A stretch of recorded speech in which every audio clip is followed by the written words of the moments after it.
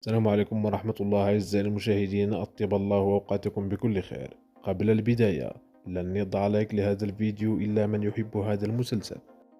يتناول هذا المسلسل مجموعة من القضايا الاجتماعية والثقافية، كما حقق نجاحا كبيرا ويعتبر من أشهر المسلسلات الجزائرية في السنوات الأخيرة. يتمحور هذا المسلسل حول شخصية تتميز بخصائصها الفريدة والكوميديا، تعيش في حي شعبي وتتعامل مع مجموعة من الشخصيات التي تتميز كلها بخصائصها الفريدة والكوميديا. يستعرض المسلسل مجموعة من القضايا الاجتماعية والثقافية، ولأن هذا المسلسل يتميز بالكوميديا والفكاهة ويحتوي على مجموعة من المشاهد الكوميدية والتي تهدف إلى إضفاء البهجة والسرور على المشاهدين. عدد كبير من الجماهير تسأل عن الجزء الثالث لهذا المسلسل، لكن هذا العام تم تعويضه بمسلسل آخر وبنفس الشخصيات وعلى نفس القناة.